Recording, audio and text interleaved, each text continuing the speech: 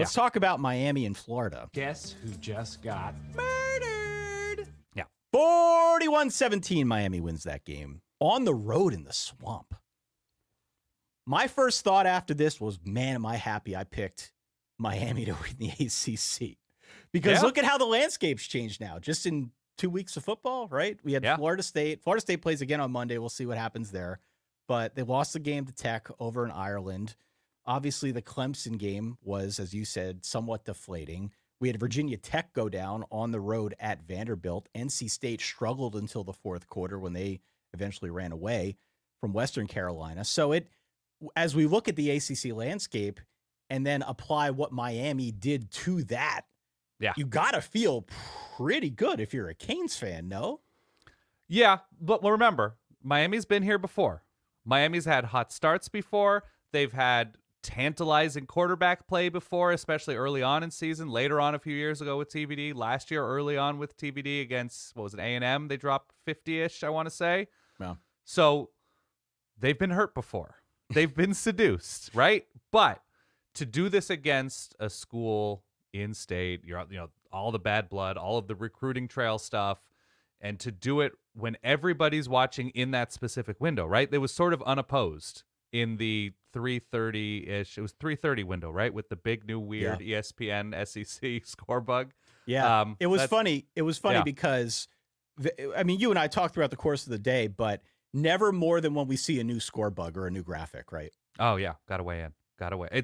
Look, for whatever you think about this SEC ESPN thing, still way better than CBS's Helvetica nonsense. It's just garbage. Just absolute lazy garbage. Big font guy over here. Continue. Oh, my God. I have lots of typeface thoughts, Ty. The real ones call it typeface. Anyway, Cam Ward was great. He had an awful throw early, threw it away from his body, running to the left, threw it to the right, whatever.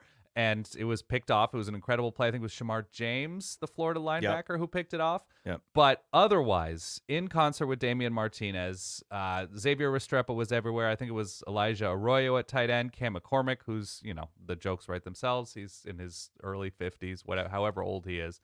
And doing so they were beat up. Like Ruben Bain was out in this game. I think he's been out the next couple of weeks. Miami looked like a big boy team. Miami looked like a team ready for bigger moments, finally. Now, it's game one. Things can change. There are down moments. There are lulls and valleys, whatever. But to do that in that environment, because anytime Florida even got a little bit of momentum, it was Montrell Johnson, that was like the lone thing, the 70-yard touchdown run. Place was rocking. And if I'm a Miami fan in this moment, Lord knows I'm not, but there was pretty nice representation in the swamp. I'm looking at this. I'm like, this is what real teams do. This is what real boys are able to do, right? Be kind. Be nice to Miami. No, it's what I'm saying. No, you should be excited. This is not me backhanding at all.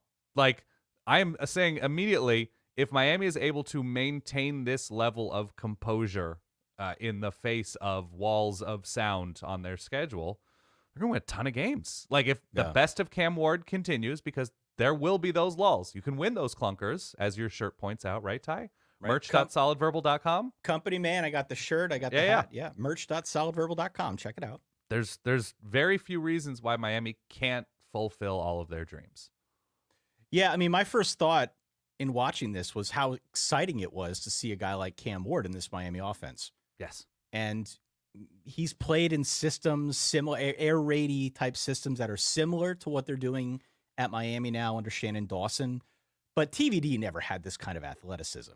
And you could see the effect that had on the defense.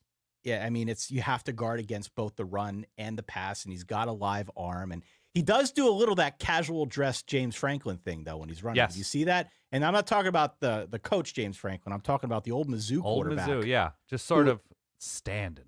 Just kind of like stands upright, and then the word I thought up and tweeted out was just, it's lollygagging is what it is, out of bounds. It's a groundhog poking a head out of a hole. We're like, what's going on here? Oh, there's somebody up the seam. All right, let's see what's going on. Somebody's going to go full hit stick on him if he continues that, especially as things get heated later in the year. But suffice to say, I thought his abilities just as an athlete gave that offense a completely new dynamic.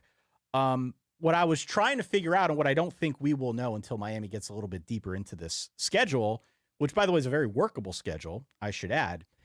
I don't know if this is a case of Miami being that good or Florida just not fixing all that ailed it a year ago, especially on the defensive side of the ball. Oh, those big plays, man. I think they gave up the most big plays in the country last year. They were in that conversation. They really were. I saw our friend David Waters from Gators Breakdown, who we had on the show a couple years ago.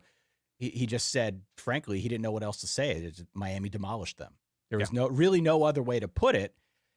What I think really would leave me feeling discouraged if I were a Florida fan, knowing all offseason long that the defense was the thing that needed to be fixed. Remember, Billy Napier did like a near full line change of the coaching staff. They plugged in some transfers. They went out. They lost their best defensive lineman to Ole Miss. Yeah, lost their best.